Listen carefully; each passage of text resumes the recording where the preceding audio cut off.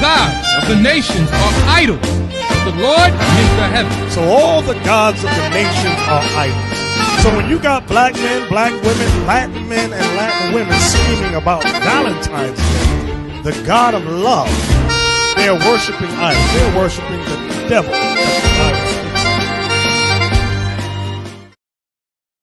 Today we're going to talk about sex, love, and chocolate. That's right. Sex, love, and chocolate. That's what we're going to talk about. Sex and chocolate. We're going to talk about that thing. We're going to talk about that thing. Sisters in Israel will write letters and ask, is it okay if they didn't use Lord. They don't use that in emails. If my friend gives me chocolate and a card on Valentine's, and this is, sisters, supposedly in the truth of the Most High. Let me ask y'all a question. Which of the 10 commandments, think, which of the 10 commandments teaches us not to celebrate Valentine's Day? Go ahead. Exodus 20:8. What does it say? Remember the Sabbath day. That's right. Remember the Sabbath day to keep it holy. That commandment deals with all of God's holidays, to celebrate his days, according to Leviticus, the 23rd chapter. Do you not realize the Sabbath day is the first of all holidays created? Give me that, Captain Isaac, in Genesis 2. That is the first of all the holidays, high holy days. Y'all forgot that one. Come on now.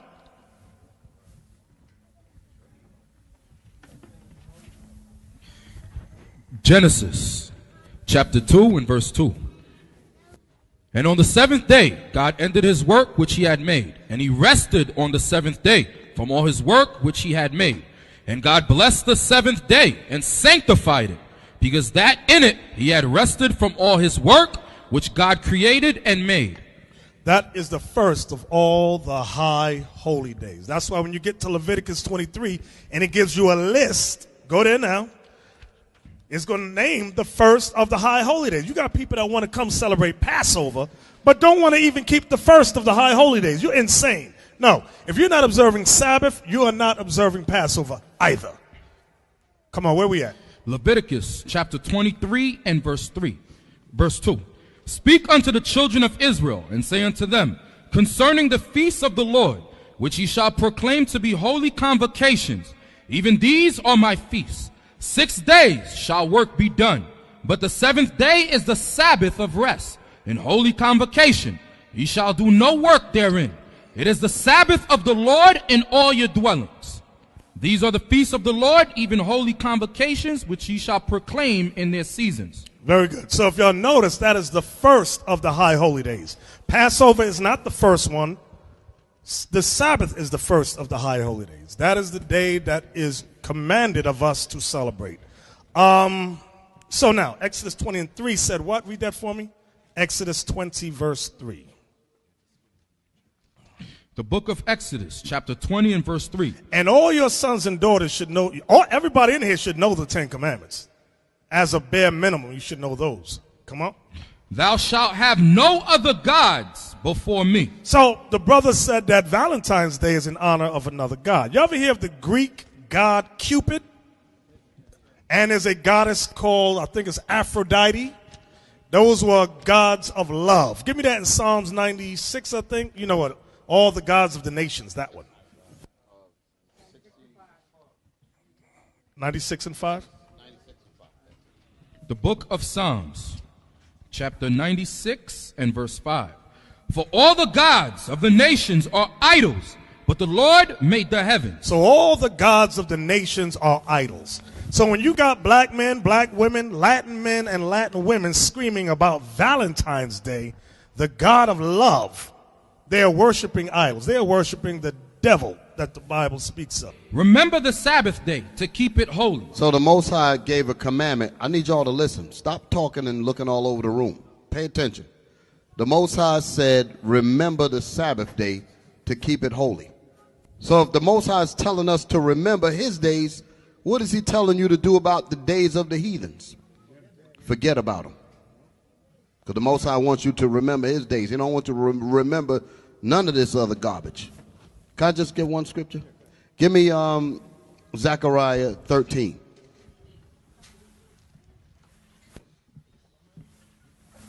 The Most High don't want us remembering anything that is any of these so-called holidays. The Most High don't want us remembering any of that. Let's read verse 2. Verse 2. And it shall come to pass in that day, saith the Lord of hosts, that I will cut off the names of the idols out of the land, and they shall no more be remembered. You hear that? So all the idols, all of these so-called holidays, all this garbage that you tied up in now, the Most High say it's going to come to pass when all that garbage shall no longer be remembered. Because the Most High don't want us remembering any of that mess. He wants us to remember his Sabbath day. That's why it said that in the law. Remember the Sabbath day. Because in this part in Zechariah, he's going to kill those that be talking about remembering it. That's going to be talking about remembering all these wicked holidays of the nations. The Most High say he's going to cause the unclean prophet to get put to death. That's prophesying about these wicked holidays. All right, go ahead, Bishop. Right, read the whole verse. Read the whole verse. And it shall come to pass in that day, saith the Lord of hosts, that I will cut off the names of the idols out of the land. The day it's talking about is the second coming, when a great destruction comes. Go ahead. And they shall no more be remembered. And also I will cause the prophets and the unclean spirit. The prophets are your priests, your religious teachers, your political teachers out there, and the unclean spirits are those spirits that's in our people, okay, that run around supporting the prophets, those false prophets. Read. To pass out of the land. Meaning put them to death. They're going to get put to death. Go ahead. And it shall come to pass. No, that was it. So now, let's get to Valentine's. For all its popularity, history doesn't give us any guarantees as to the origins of Valentine's Day. But we do know it contains vestiges of the early Christian church and ancient Rome. The association between mid-February and romance goes back to a pagan festival known as Lupercalia, likely honoring either Lupa, the she-wolf of Rome, who suckled Romulus and Remus, or Faunus, their god of fertility. The festivities began with an animal sacrifice. Then the ritualistic slapping of young women with strips of the animal's skin and blood to bestow fertility for the coming year. In the 5th century, perhaps in an effort to Christianize the pagan festival, Pope Gelasius declared February 14th as St. Valentine's Day. As for the real St. Valentine, there were reportedly several canonized by the Church. Legend has it that one St. Valentine, a defiant Roman priest, lived during the 3rd century AD under Emperor Claudius II. Claudius was an ambitious ruler. His battles required vast armies of men to abandon their young families for long periods of time, resulting in a military that was half-hearted and homesick. So determined was Claudius to stop love from sapping the will of his armies, he banned marriages altogether. Father Valentine thought the ban unjust and defied the emperor, continuing to marry young lovers in secret. The emperor eventually caught on to the priest's actions, arrested him, and sentenced him to death. It is believed that young couples he had secretly wed would visit his cell, passing him flowers and notes through the bars as symbols of their gratitude. The story continues that the condemned Father Valentine fell in love with his jailer's daughter. On February 14th, the day he was executed, it is said he passed the young girl a note. It was signed, "From your Valentine." A tradition was born.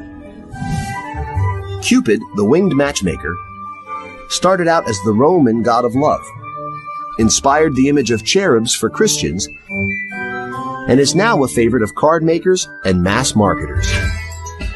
Our modern Valentine's Day, removed from its religious and pagan past, has evolved into one of the most celebrated holidays on the calendar.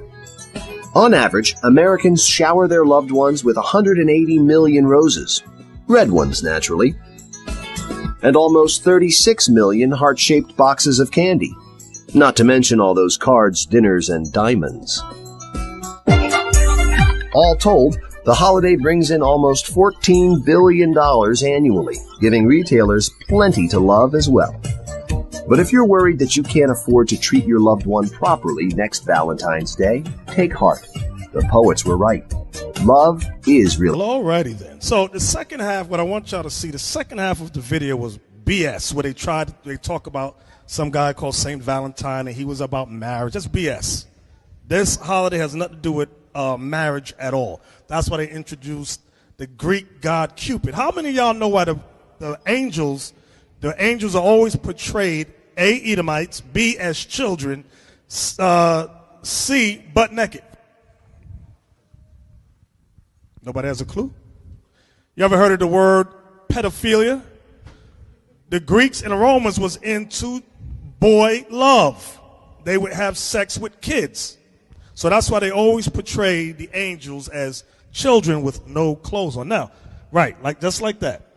Now look up the word. They said the holiday was based upon an ancient holiday called Lupercalia. Lupercalia. That's in the beginning of that video. That's how I wanted y'all to listen good to what they're saying. Lupercalia. Okay, Lupercalia was a very ancient, possibly pre-Roman, pastoral festival observed on February 13th through the 15th to avert evil spirits and purify the city, releasing health and fertility. What is fertility going into? Fertility. Sex is going into sex. Women having sex and having babies. Where are we at?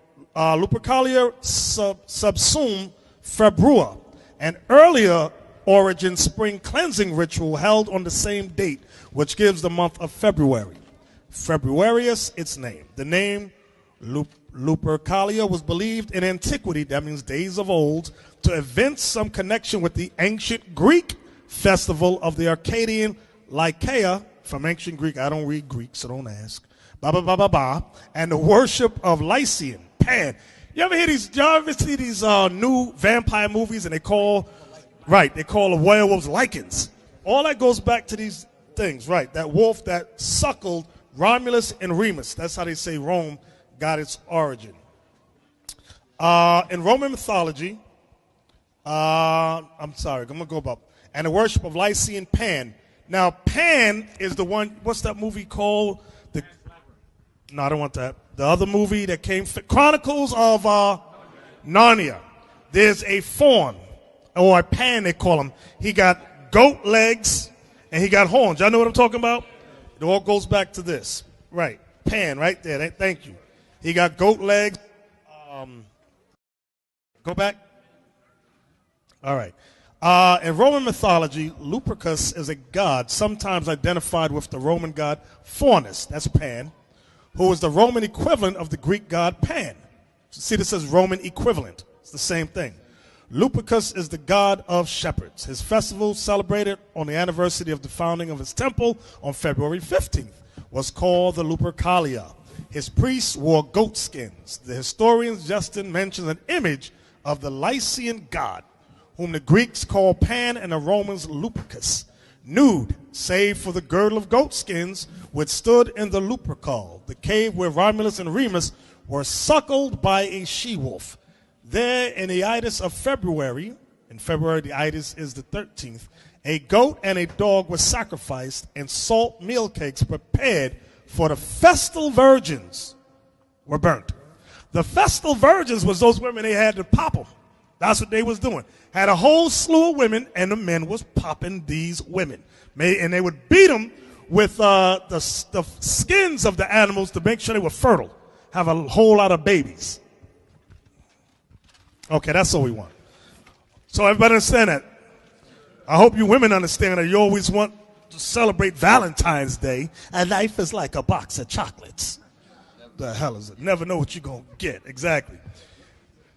Exactly. What's in that chocolate candy? Herpes. What's in that one? Syphilis. Right. Give me Wisdom of Solomon chapter 14. Wisdom of Solomon chapter 14. Your Valentine's Day is of the damn devil. Wisdom of Solomon 14. Let's start at verse 22. This is what happens when you start celebrate and honor false gods. Wisdom of Solomon, chapter 14 and verse 22. Moreover, this was not enough for them, that they erred in the knowledge of God. Right. The world has erred in the knowledge of the Most High God. They have cast the Bible to the side, especially our people, and as a result of us erring in the knowledge of God, erring in what the laws of God says. Go ahead. But whereas they lived in the great war of ignorance, those so great plagues called they peace. Right. People lived in ignorance and called it peace. This is a time of peace. Why? Because they were ignorant of the one true God. Read. For whilst they slew their children in sacrifices, or used secret ceremonies, or made revelings of strange rites. So now you may ask yourself, wait a minute. Our women celebrate Valentine's Day. They don't sacrifice their kids. What do you think most of these women are going to do when they get pregnant? They're going to have an abortion. It's saying the same thing. It just was not called abortion back then. Read it again. For whilst they slew their children in sacrifices, or used secret ceremonies, or made revelings of strange rites. Revelings is partings. Party over here, that when they go into the clubs. That's what they was doing, revelings. Go ahead. They kept neither lives nor marriages any longer undefiled. Lives and marriages were no longer undefiled. They were no longer sacred. The wife did what she wanted to do on this particular day. The husband did what he wanted to do, and with who on that particular day. Go ahead. But either one slew another treacherously. And that's what was going on. Go ahead. Or grieved him by adultery, so that there reigned in all men, without exception, blood, manslaughter, theft, and dissimulation, corruption, unfaithfulness, tumults, perjury, disquieting of good men, forgetfulness of good turns, defiling of souls, changing of kind. Yeah, changing of kind is cross-dressing. Women want to be men, men want to be women. Go ahead. Disorder in marriages. Disorder in marriage. You know why I want to pause there? Disorder in marriages. Some of you brothers, y'all get married, and your wife, I'm starting there because it's so-called Valentine's Day, and your wife wants to cause disorder in marriage. You are no longer the head. Give me that. Hold this. Get me, 1 Corinthians. Give me that one. The order. I'm talking about disorder in marriages. For you Israelite women, some of you full of it. 1 Corinthians 11 verse 2. Now I praise you, brethren, that you remember me in all things, and keep the ordinances as I delivered them to you. But I would have you know that the head of every man is Christ, and the head of the woman is the man. She says, not my Jesus. You're not the head. Why? Because she's following a strange God. She will cause disorder in marriage and say, you're going to do what I say. I'm not doing what you say, but baby, let's go over here. I bought this for you. I don't want that. Follow me. Disorder in marriages. Women, Israelite, not all of them. Some Israelite women. Where we at, Captain? Wisdom of Solomon 14 verse 26. Disquieting of good men. Now, you know what? I'm got to go disquieting. Some women don't know when they got a good man. Some women want that roughneck. Oh, you want the roughneck brother. You know the roughneck brother will put the beats on you. A roughneck brother don't put up with the roughneck brother, when you act stupid, let me let the sisters know because they might not know. The roughneck brother don't put either A, he going to put the beats on you, or B, he going to go to wife number 2 or wife number 3 house. He ain't putting up with you. But when you get a man that's going to deal with you, show you the scriptures, she going to disquiet the whole relationship. The relationship is good, but because she got the image of the beast in her brain, she got life is like a box of chocolate in her brain, will disquiet that good man she got. I'm going to cause a problem in my house. Yeah, it's too boring around here. I got to cause drama. What can I do that's so stupid? Oh, I know. I'm going to do what my mama taught me to do. Learn how to talk. Learn how to have a decent conversation. Where we at, Captain? Verse 26. Go ahead. Disquieting of good men, forgetfulness of good turns, defiling of souls, changing of kind, disorder in marriages, adultery, and shameless uncleanness. So, Valentine's Day is a day to express your love and appreciation. To another, somebody shows their love and appreciation through candy, cards, or cakes. So at the end, you can have what? After you give the woman candy, cards, and cake, what is she supposed to give you in return? Sex, the box. That's the ritual of it all. And some women, I don't know what's wrong with some of them. You don't know why that dude giving you candy? I know why I gave a woman candy. I know why I got her a card. It ain't because I'm intellectually stimulated by her vast amounts of knowledge. That had nothing to do with it. I'm looking at 34 Ds. I'm looking at the behind. That's all I'm looking at. That's how this world is set up. Here goes the woman. Oh, he just likes me. He's all into me. He loves me. No, he don't love you. Because the next day, do we stick around? No! And now she's I thought he loved me. No, you didn't. You know he didn't love you. He ain't talked to you all year until the day before Valentine's Day. Now he's giving you chocolate. Give me Sirach 26 and 9.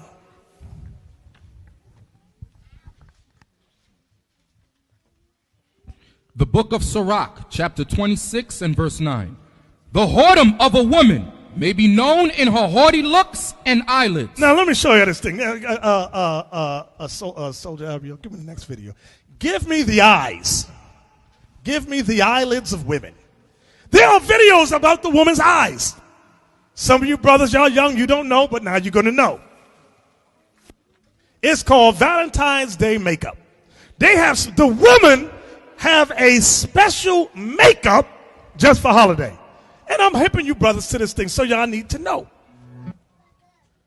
And it's not just the white woman, the black woman. Hey Let's guys, see what she do. I'm back, and I'm going to show you how to get this cute, sweet pink makeup look for Valentine's Day.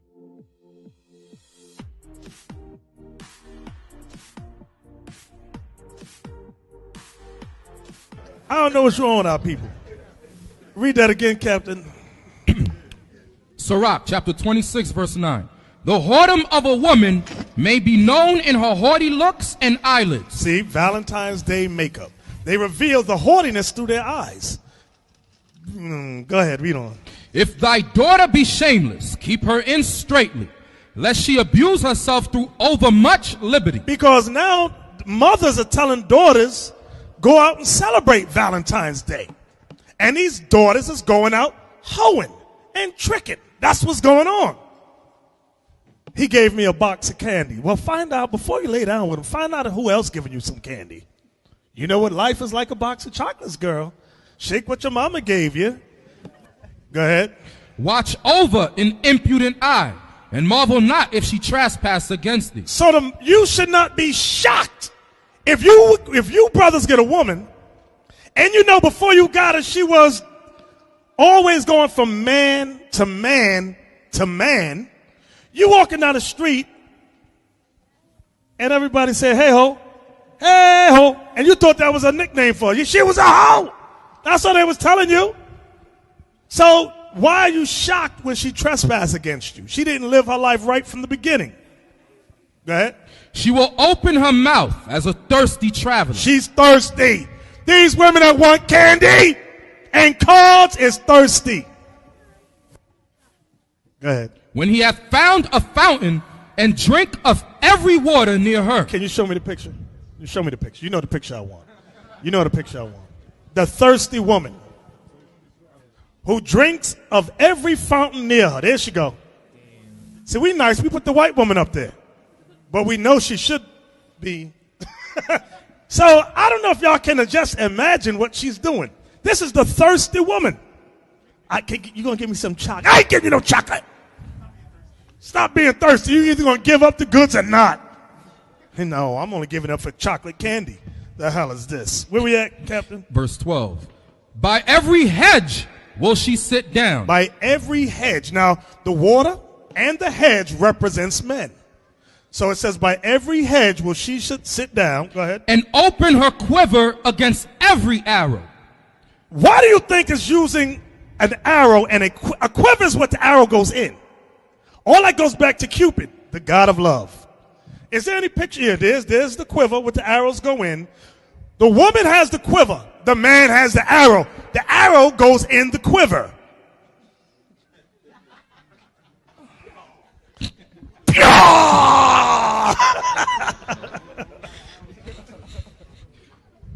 See, the Bible talk about everything. It cover everything. Can you read that again, Captain Isaac? She will open her mouth as a thirsty traveler when he hath found a fountain, and drink of every water near her. By every hedge will she sit down, and open her quiver against every arrow. Open her quiver against every arrow. Y'all do the math. Okay, so now, get me Proverbs chapter 7. Proverbs chapter 7. We're going to start at verse 9. Valentine's Day. Got crazy black and Latin women all across the country celebrating Valentine. Some of them sitting home right now crying because ain't nobody buy them no candy. This is the most foolish thing I've ever heard. We can say it's foolish because we're in the truth now. But back in the day, we was hunting. We have that box of candy on standby. We'd have 5 boxes of candy on standby. Just in case. Proverbs 7 and verse 9. The book of Proverbs, chapter 7 and verse 9. In the twilight, in the evening, in the black and dark night, and behold, there met him a woman with the attire of an harlot, and subtle of heart. She is loud and stubborn, her feet abide not in her house. Now is she without, now in the streets, and lieth in wait at every corner. So you got this loudmouth hoe on every corner, hanging out. See, y'all can't visualize what this talking about. I'm going to show you a video clip. So now I'm giving you a warning. I know some of you men is young. So sisters, if you are easily, give me the word, offended, close your eyes about what we're about to show you. Brothers and sisters online, if you are easily offended, I know some of y'all just came out of the Christian church and you make believe you've never seen nothing, close your eyes. Show me the black woman that fulfills that she's loud and stubborn and is without now in the streets and lieth in wait at every corner. Pull that up, big. This is in the Bronx, Hunts Point. Hookers hang out. The black woman. What up, mommy? See, we finally caught each other. What is this again? Delicious, right? Yes, it's delicious. The one and only, not that flavor of love shit. I've been in the game for 12 years. She stole my name. So you're a veteran. You owe me money, Delicious. No, but you listen. So you're a vet. Yeah, exactly. All right, so turn around. Let me see what you're packing back here. Hold on, slowly. That was too fast. That was the extra meat. Huh? That's what it is. Damn. Y'all got to come do something for my DVD. You know what I mean? So now, read that verse one more time so we know the Bible is real. Some of y'all read this stuff, it's like just words in the page. This ain't real. I don't understand what it's talking about. Proverbs 7 verse 9. Yes. In the twilight, in the evening, in the black and dark night, and behold, there met him a woman with the attire of an harlot, and subtle of heart. She is loud and stubborn. Her feet abide not in her house. Now is she without, now in the streets, and lieth in wait at every corner. So you read that and not realize that we're living what we're reading right here. I don't know what this is talking about. Now you know. In case you was confused, now you know. Read on. So she caught him and kissed him, and with an impudent face said unto him, I have peace offerings with me. This day have I paid my vow. So you got these women, and this part here, she's making like she's a what type of woman? A righteous woman. But the Bible already told you she's loud, she's stubborn, and she dressed with the attire of a harlot. But she talking about she paid her peace offerings, like she's in the scriptures. Watch these Christian women. Watch some of these Israelite women. Go ahead.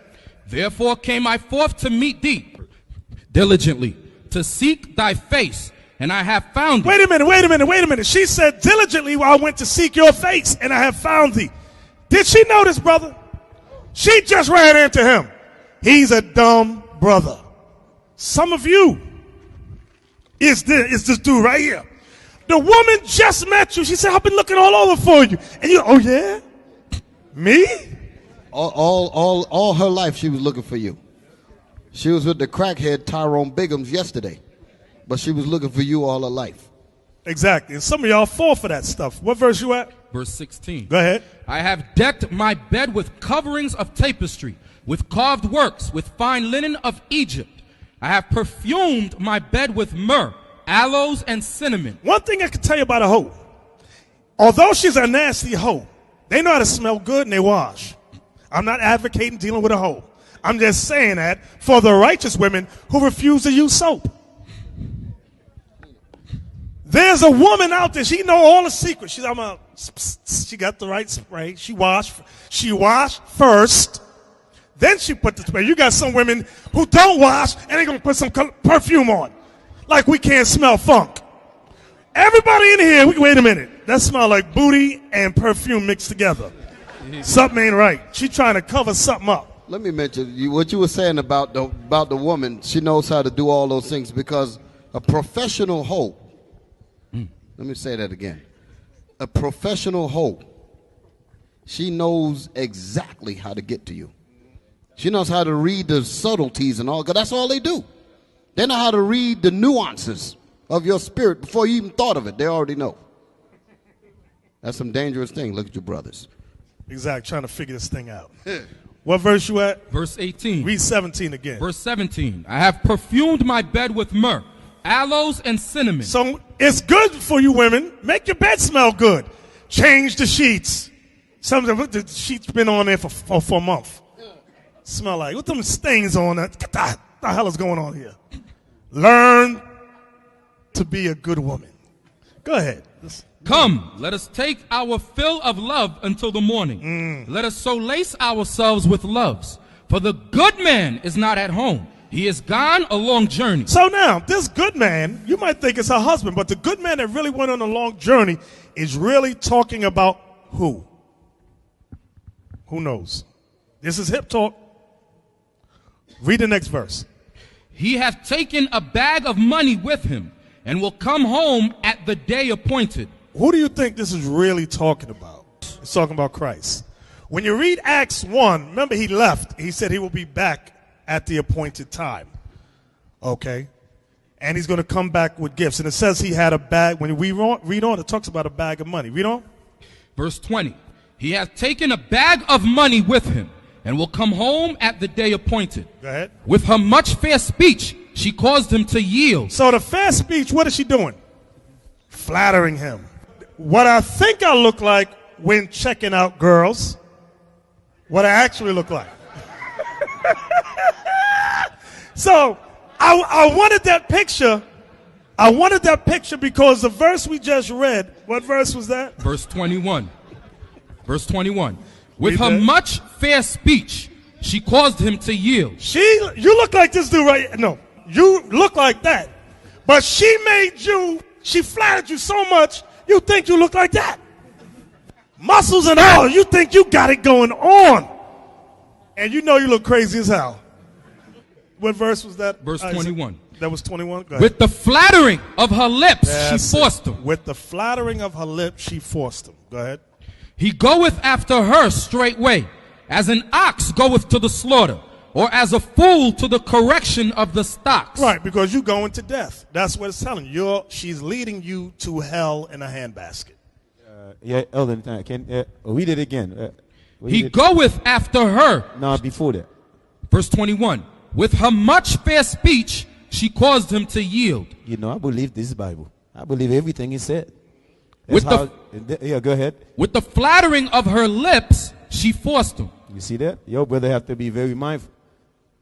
He goeth after her straightway, as an ox goeth to the slaughter, or as a fool to the correction of the stocks. Right, go ahead. Till a dart strike through his liver, as a bird hasteth to the snare, and knoweth not that it is for his life. Hearken unto me now, therefore, O you children, and attend to the words of my mouth. Let not thine heart decline to her ways. Go not astray in her paths. Don't follow hoes. Leave the hoes alone. Let the hoe go. Go ahead.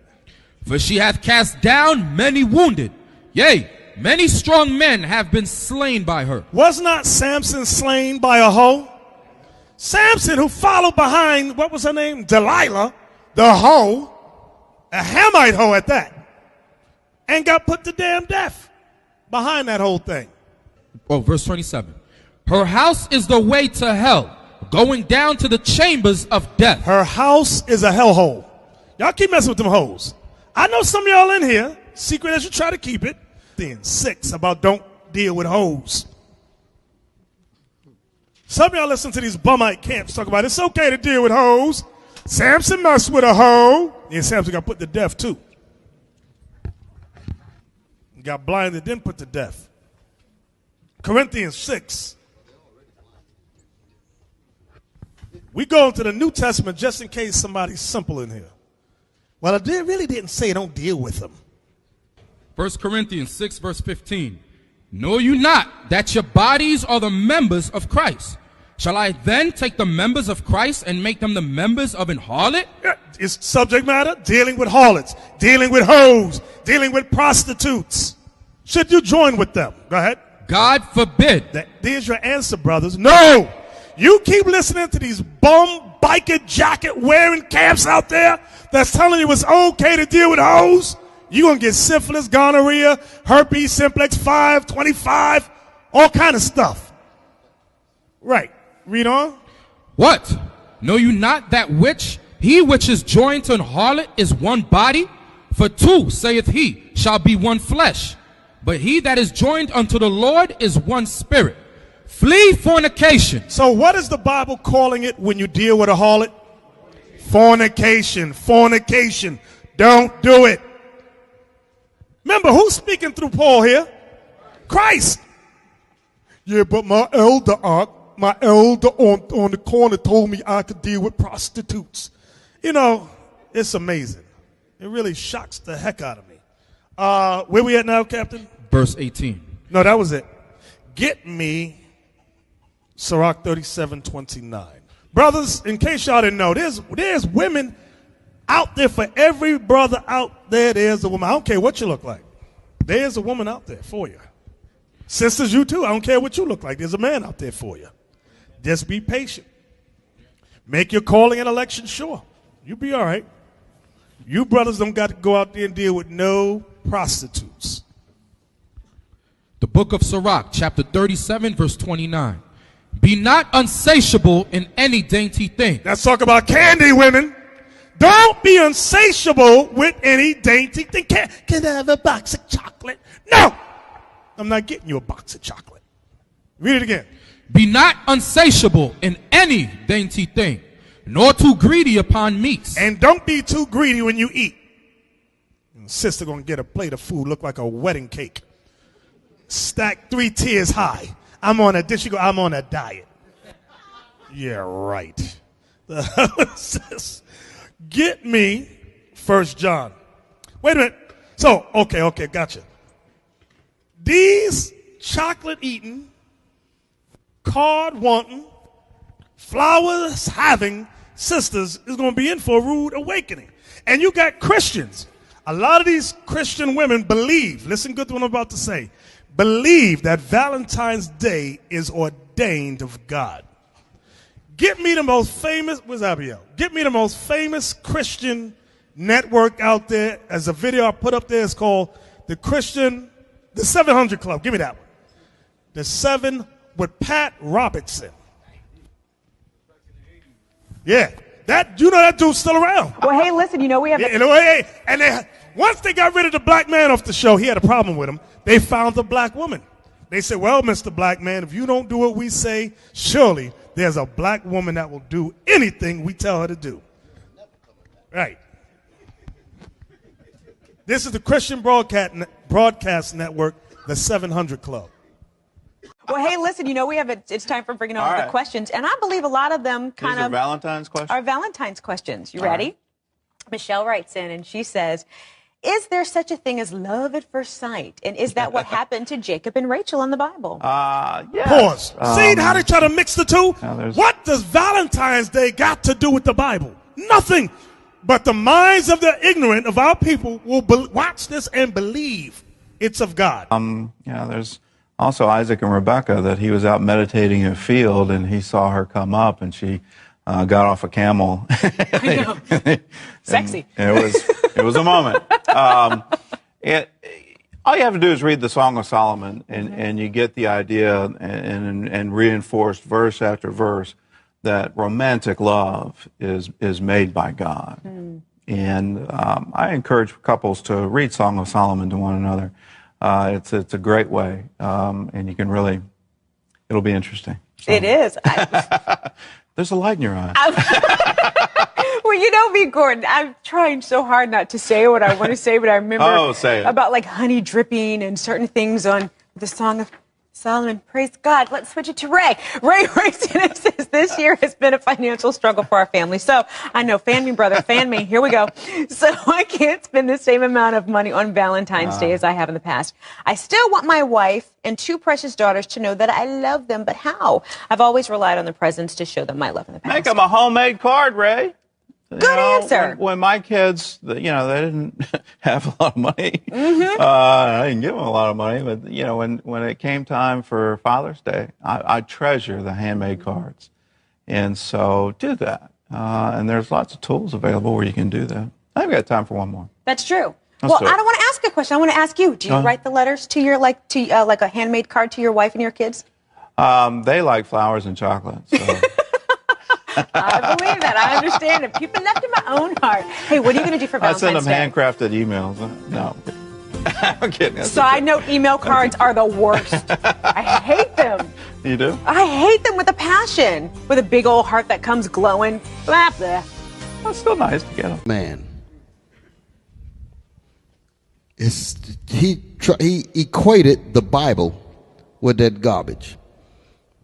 That's what he just did. And all those stupid suckers that's watching this doggone thing, they're up there thinking about Valentine's Day is ordained of God. That's a daggone shame. That really is. That shows you the hard work that we have before us. They mention how beautiful the Song of Solomon is, and not realizing what the Song of Solomon is about. Who can tell me what the Song of Solomon is about? Song of Solomon is more about Christ's love and the church. Right. The Song of Solomon is about Christ and Israel. That's what it's about. So when you go to Song of Solomon chapter 2, go there for me. Read verse 7. Song of Solomon, chapter 2 and verse 7. I charge you, O ye daughters of Jerusalem, by the roes and by the hinds of the field, that ye stir not up, nor awake my love, till he please. So it's saying, don't stir the Lord up till he please, because he's going to return, but don't force his hand. You cannot force his hand for him to return. That's what it's saying. Go ahead. Watch this. Verse 8. The voice of my beloved, behold, he cometh leaping upon the mountains, skipping upon the hills. When it says the voice of my beloved, remember it says with a shout, with the voice, with the trump of the archangel? Y'all familiar with that? It says, shall Christ return? So then it says, he cometh leaping upon the mountains, skipping upon the hills. What do you think the mountains and the hills represent? Kingdoms. So you, in your Christian mind, you think tiptoeing through the tulip. This is what you think it is. Now when Christ comes leaping and skipping upon mountains, what do you think he's doing to these kingdoms? Destroying them. That's all. That's what this is talking about. People who get, oh, it's such a the black woman had her head up that white man's behind so far. Oh, it's such a love, it's a beautiful love story, and and not realizing what this is talking about at all. Give me Song of Solomon chapter 1. Song of Solomon, chapter 1. Wait. Verse 6. Song of Solomon, chapter 1 and verse 6. Look not upon me, because I am black, because the sun hath looked upon me. My mother's children This is what I want. My mother's children, go ahead, were angry with me. They made me the keeper of the vineyards, but mine own vineyard have I not kept. What's that talking about? Mine own vineyard have I not kept. They made me the keepers of their vineyards. I just made it plain for you. I didn't keep my own vineyard. My mother's children made me keep their vineyards. We read, I ain't going to give you no more hints. I only see 1, 2, okay, Simeon. Talking about slavery? That's what it's talking about. How many times have we read in Deuteronomy 28 about the nations made us keepers of the vineyard?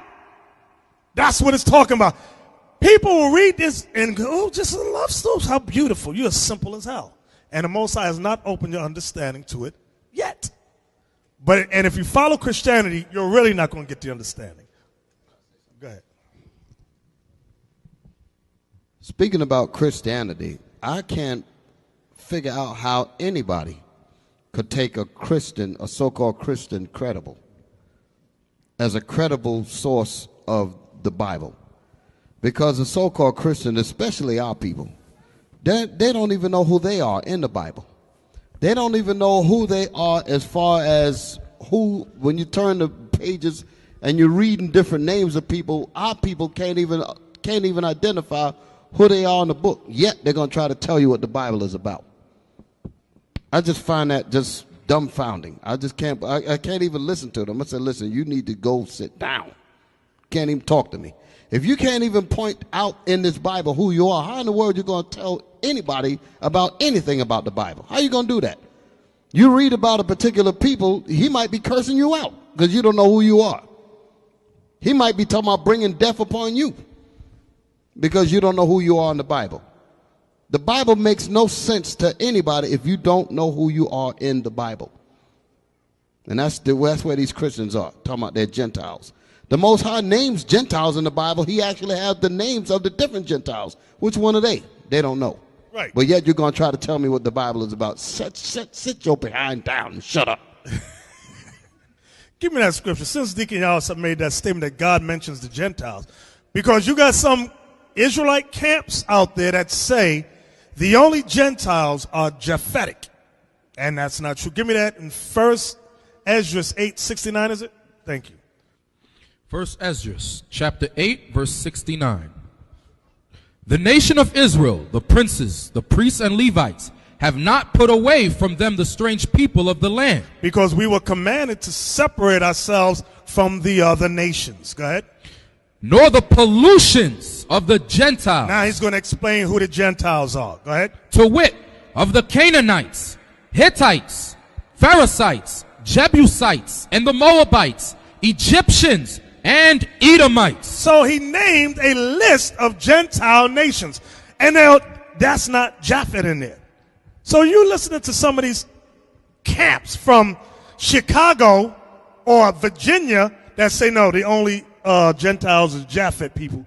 You don't know what you're talking about. You don't know the scriptures at all with your kufi and your 4-string dirty shoelaces on the side of your garment. Read on. For both they and their sons have married with their daughters, and the holy seed is mixed with the strange people of the land. And from the beginning of this matter, the rulers and the great men have been partakers of this iniquity. Iniquity means sin. So it was a great sin for us to be mingled and married with the Gentile nations. That's what this chapter is going into.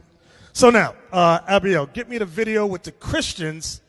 We touched on it last week. Here's a follow-up video about Christians that say that they are all so holy, they have never done nothing wrong, because Christianity, like we said last week, is more dangerous than radical Islam. Why? Because they've done all it. As a matter of fact, they're still killing. I was about to say they used to kill. They are still killing, but they do it subtly, subversively. Who do you think's running these abortion clinics? Christians.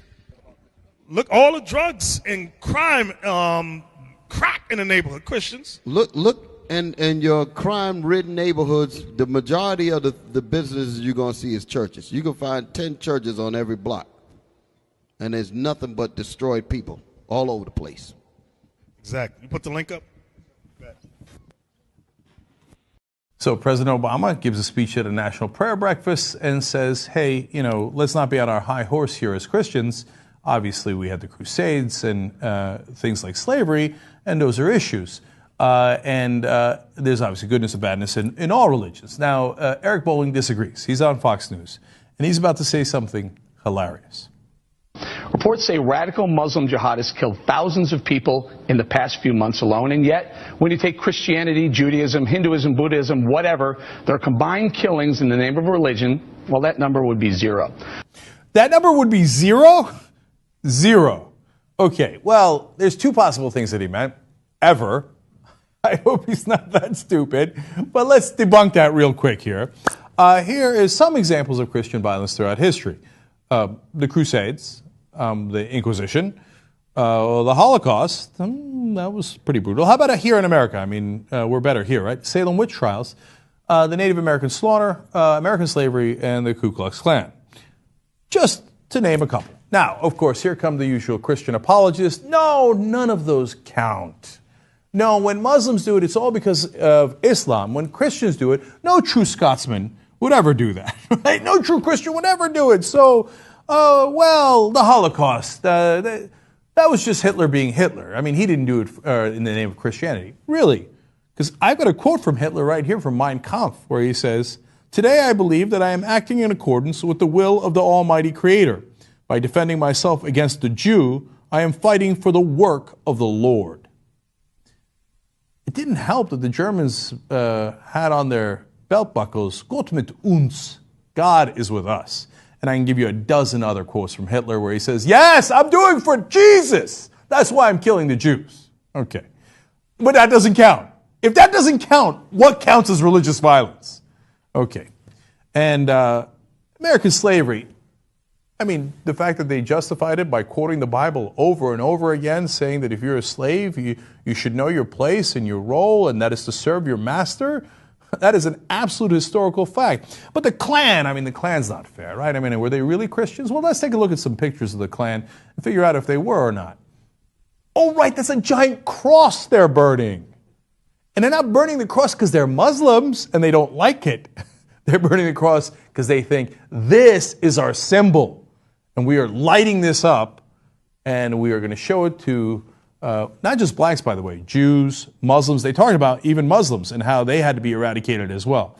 So it was not just racial, it was also religious. See, the cross on his white robe might have also been a giveaway that it was also a religious group, a Christian group, that did the worst terrorism in U.S. history. Yes, including 9/11. I know. How dare I? How dare I? The Klan for decades and decades terrorizing millions of Americans. You want to talk about terrorism when someone burns a cross in your lawn, and then forget the symbolic element of it. When they grab you from inside your home and they lynch you and they burn you and they hang you and they literally have a picnic around that hanging and that burning. Okay, that's the true face of terrorism. I know you can't say it about Christians because that's forbidden in America. Christians, according to Fox News Channel, have never done any violence. What a comical, insane thing to say. All right, now let's give him the benefit of the doubt and say he didn't mean historically. He recognizes that Christians have been the most brutal. I mean, it's not that Christians are most brutal by genes. That would be preposterous. We're all human beings, right? But as it stands, historically, more people have been killed in these Christian atrocities than any other religions. Now, that's a fact. My guess is that Eric Boland's not going to agree with that. But even if we were to grant him that he didn't mean historical, but just meant recently, and let's take a look at recent stuff. I mean, we don't want to go back 700-800 years to the Crusades, right? That's what the conservatives keep saying. Well, let's look at Christian violence recently.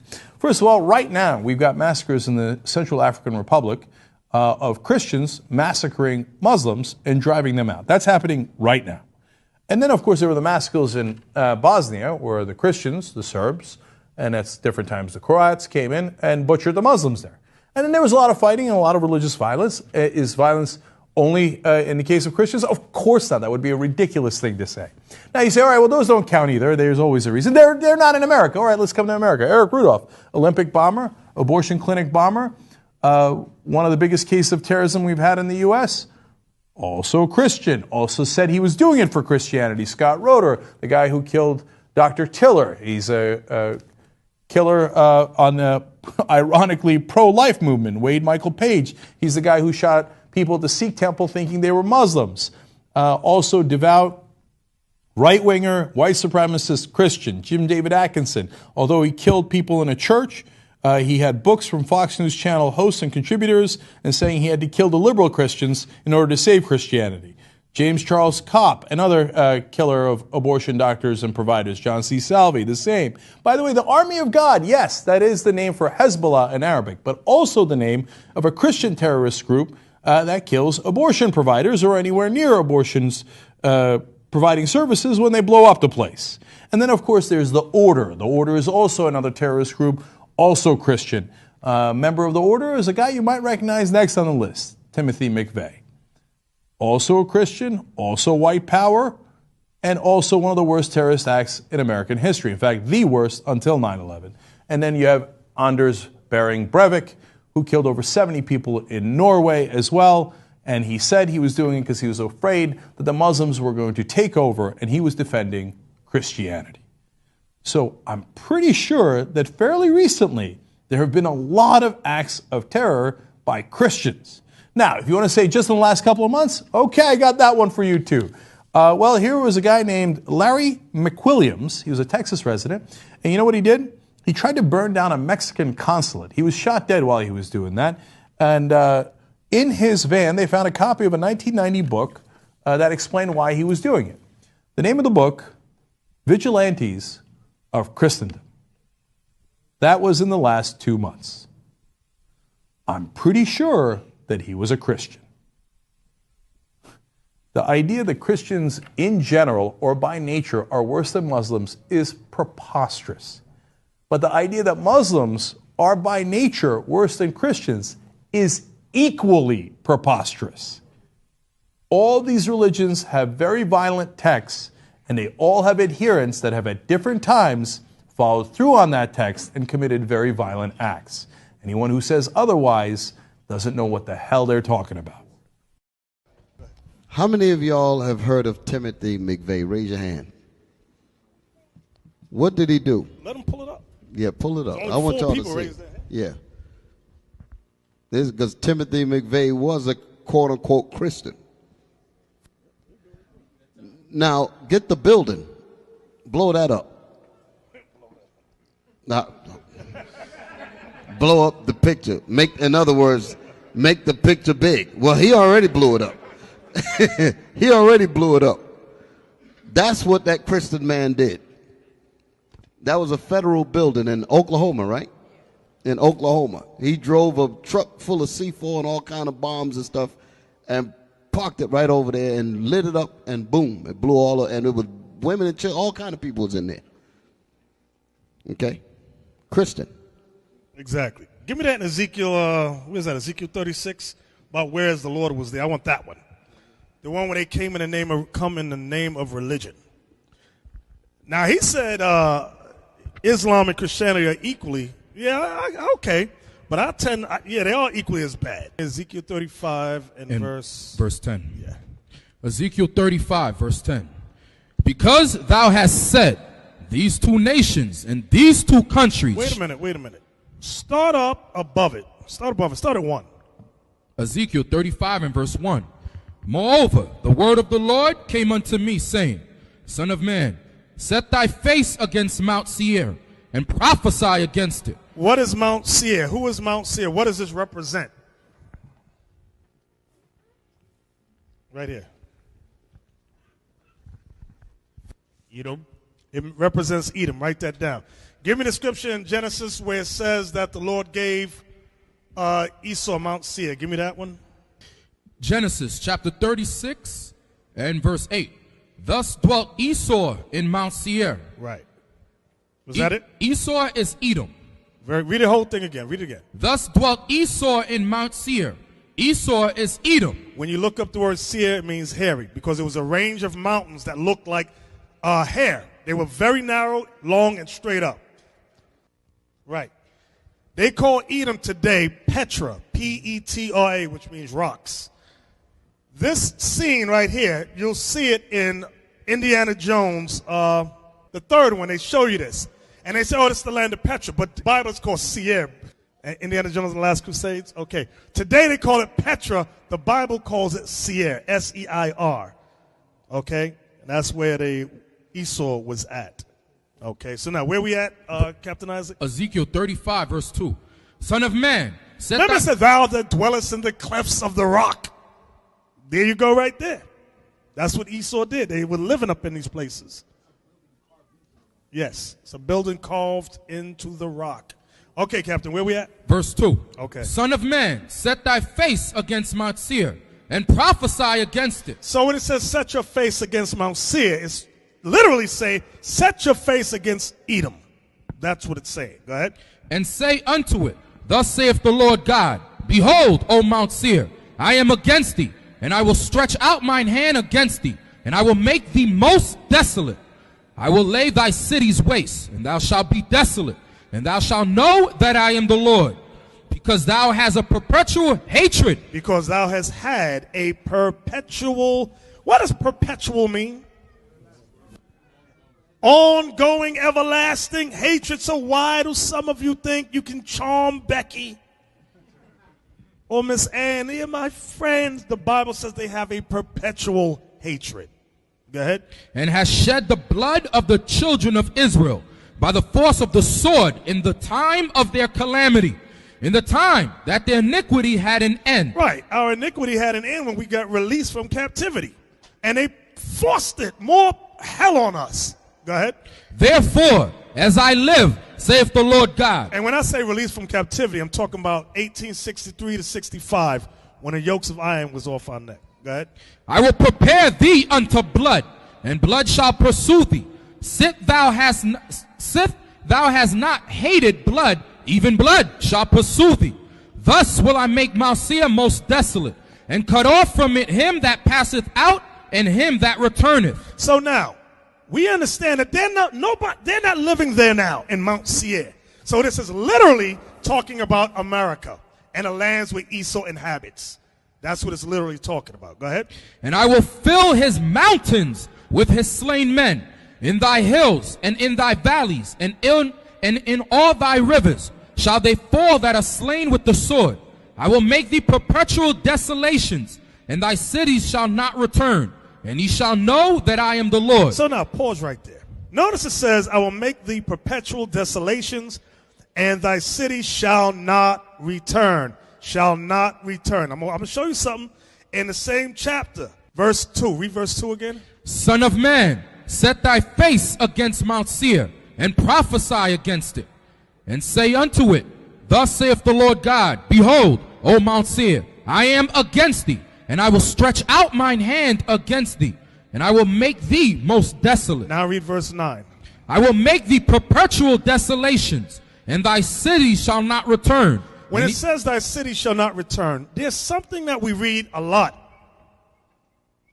where Esau says, I will return and rebuild. The book of Malachi, chapter 1 and verse 4. Whereas Edom saith, we are impoverished. They were impoverished, not in the book of Genesis, because when you read Genesis 36, is it 36? Mm-hmm. It says Esau was what? Duke. Rich, and they were the first dukes. So this, when it says we impoverished, it ain't talking about that time period. When was Esau impoverished? It was during the Dark Ages. I'm going to say it again. It was during the Dark Ages from 193 AD until 1453. Write that down. Esau was impoverished. 193 AD to 1453. Read that again. Whereas Edom saith, we are impoverished, but we will return and build the desolate places. Esau returned in the year 1453. That was the beginning of the Renaissance. That's when they got in power. They conquered, they got Constantinople. They got Spain, Rome, Portugal. Those are the places they started to get, where they was kicking our people out.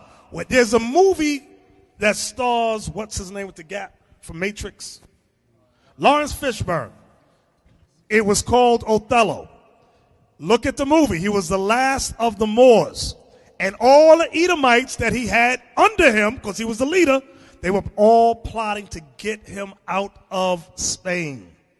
You got to look at the movie. Now, the English is very difficult because it's the old English language. Yeah, that's it. Very good. And that was his best friend. His best Edomite friend was plotting to get rid of all the Moors, and he didn't realize it. And it didn't just happen in Spain. It happened in Constantinople. It happened in Rome. Wherever we was at, and we allowed Esau among us, they plotted against us with one mind. They were our chief advisors. We used them as advisors, and we took over their lands. Exactly, and they all plotted against us. Give me that scripture, it just popped into my head, about don't set your enemy next to you lest he take your place. In Sirach, yes, in Sirach, but I can't remember where. Find me that, because what we read there is what we're going to see, what happened historically. The book of Sirach, chapter 12 and verse 10. Never trust thine enemy. Here we go, that's it. Go ahead. For like as iron rusteth, so is his wickedness. Though he humble himself and go crouching, yet take good heed and beware of him. And thou shalt be unto him as if thou hast wiped a looking glass. And thou shalt know that his rust hath not been altogether wiped away. Set him not by thee, lest when he hath overthrown thee, he stand up in thy place. Neither let him sit at thy right hand, lest he seek to take thy seat. And thou at the last remember my words, and be pricked therewith. That happened, historic. Put the picture back up, Abiel. Put it right back up. That's what happened. He set these Edomites as his counselors, his advisors, and behind the scenes, all the Edomites from Constantinople, Rome, Spain, Portugal, Russia, they were plotting against us. That's how the Renaissance ushered in. And they had other nations join with them to overthrow us. How many of you at work, you have a position, you'll train somebody of another nation, and before you know it, they have taken your spot? Yeah, that ever happened to y'all? It always happens. Always happens. That scriptures, where was that at? Sirach 10 and what? 12 and verse 10 on down. Oh, 12 and 10? Yes, sir. Wrong chapter. Can we read that again? Sirach chapter 12 and verse 10. Never trust thine enemy. That's what we have to remember. Never trust thine enemy. You know, I look at these movies, these shows about, what's the name of these shows where they give people homes and houses, or rebuild your house? Home makeover. And there's somewhere they give you a brand new house. And they'll do it with black people, Latino, and you ask yourself, do you think they will ever come to this truth? They were just given a fully furnished home by their enemy. The Bible says never trust your enemy. Why? The scriptures say a gift what? Destroy the heart. It will manipulate. You'll be, no, he's not bad. He just gave me a house. He paid, like the brother that he used to walk 21 miles. A white dude from college took up a campaign. They bought him a brand new car. Insurance paid for, everything. You think that brother going to say that man the devil? He'll be like, nah, he got me a brand new car, fully paid. Never trust him. They could buy something for me. They going to be the devil, though. Oh, I'll take it. You got $1 million for me? I'll take it. But they are still the devil. Right. Read that again. Never trust thine enemy, for like as iron rusteth, so is his wickedness. Though he humble himself and go crouching, yet take... Wait a minute, look at it. For like as iron, it takes iron a time to rust. But it's saying it's going to rust. So you'll have an Edomite, compare him to the iron, that's what he's doing here. He may be nice, he or she deal with you good, deal with you nice, and you'll be like, this is my friend. It's my friend. The Bible says, look, he's like iron. The rust is starting to form. The wickedness is going to come. That's what God is saying right here. Read on. Though he humble himself and go crouching, yet take good heed and beware of him. And thou shalt be unto him as if thou hast wiped a looking glass. Once you know the scriptures, he'll be like a looking glass. You just wipe the glass and you can see clearly. Why? Because you're looking through this. Go ahead. And thou shalt know that his rust has not been altogether wiped away. Set him not by thee, lest when he hath overthrown thee, he stand up in thy place. So like Deacon Nathan was saying, our people during the Dark Ages, we started to set Esau up as advisors with us. When you read about the conversion of the Khazars, we had many of them for military purposes as advisors. Why? Because they knew the ranges of mountains and places of that nature, and it could help us overthrow other armies. Those people sat back and waited for an opportunity. Read that verse again. Set him not by thee, lest when he hath overthrown thee, he stand up in thy place. They stood up now as the Jews. They have taken our place as the Jews. They have taken our place as Christians. Of course, when you read in the Bible, give me that whole lot. Give me Acts 11:26. Y'all know what I want. Acts chapter 11, verse 26. And when he had found him, he brought him unto Antioch. And it came to pass that a whole year they assembled themselves with the church and taught much people. And the disciples were called Christians first in Antioch. So the only Christians were the disciples. They were called Christians, meaning the anointed. The word Christian means anointed ones. That was not put on other nations. But what has happened? They have taken our place. Go back now to Sirach. Sirach chapter 12, verse 12. Set him not by thee, lest when he hath overthrown thee, he stand up in thy place. Neither let him sit at thy right hand, lest he seek to take thy seat. And thou at the last, remember my words, and be pricked therewith. Right, because when we got overthrown, we remembered them words. I'm telling you, because when the Renaissance came in, they conquered us from 1453 all the way up to the 1800s. Conquered us. Place to place. Belgium, Portugal, Russia. They took us down. England, they were taking us down systematically. Now that's why we look at all the archaeology. We're like, wow, we was over there. We was over there ruling. They took us down. Why? Because of this verse right here that we're reading. A lot of y'all look shocked. Y'all didn't know about that history. Exactly. That's one of the churches there, a monastery. Okay. Yep. And right in Romania, it had all the black images of King David, Solomon, Christ, Peter, James, John, Paul. All black men. Why? Why was that over there in Romania? Because we ruled Romania. Now, okay. Now wait a minute now. In that same monastery, there's a painting on one of the walls of the final judgment. And they got Edomites going to jail, going to hell in chains. And the black Most High with the hand sentenced them off to jail. And you can see that they painted the white people, the so-called white people, the way they look today. So they had it, huh? See if you can find that picture. It's when you go on the website, it should be right there. So people online, we want people online to see with us. Right. So find it so that they can see it.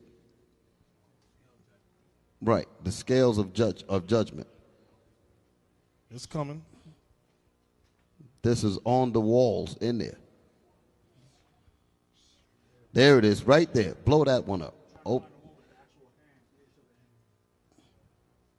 that one was good though. They don't show the hand in that one. Oh yeah, I wonder. Yeah. Because it's on that side. Right. It's up there in the corner. Right. See if there's one with the hand. Right. Go down. You got Adam and Eve there. Now we had the actual books when we were doing this. Exactly. Look at them eating. Wait. Go back. Right there. Click left. Look at the white folks in utter amazement. Blow that up big. Look at that. These are the white people that went over there to visit. And they looking at this stuff. Look at them black people on the wall. Why are they black? They're looking at that and it's driving them nuts. And then they come back to America and say, y'all stupid as hell. Mm-hmm. They know we don't know nothing about this. Right. That's the best he can get. Right. But you see the hand of God. You see the hand. Point, Abiel. Go up and point in case people don't know. That's the hand of God. Black! The scales, Zoom Esau going to jail. Because I want to show them the contrast in the colors. Okay. Look and see the halos. Point to the halos. Can y'all see? Don't lie. If y'all can't see, tell me y'all can't see. See all those? Those are the saints and the angels and all of that. See the halos? The yellow halos? Look at their heads. Dark. You see that, right? Now, look at the people that's going to jail. Down there at the bottom. White people. With chains on them. If you can zoom in, they actually have chains around their ankles. Yeah, the hell they going to is slavery. Right. That's what they were talking about. So this history, our history is vast and fantastic. fantastic. And this is over there in Romania right now. And there's more than that's just one. That's just one. There's a whole lot of churches. We got books from a whole lot of other cathedrals and monasteries out there in all these places. Look at that. And then we have pictures of King David, Solomon. Man, y'all got, and the angels. I remember I brought the books out, and the brothers that were sitting beside me, he saw the angel Gabriel and Michael.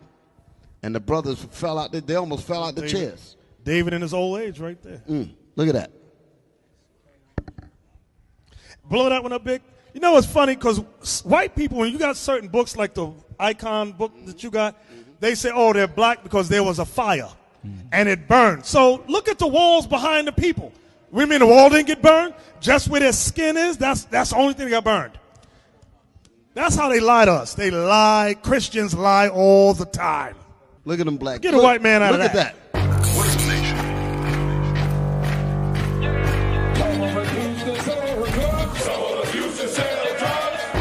Nation is men leading by example.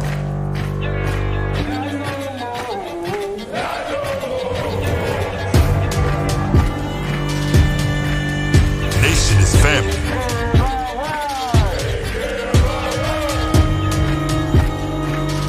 Nation is community. Nation is children with role models.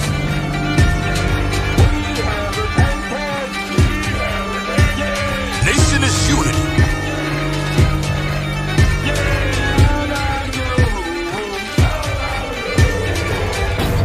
Nation is you. And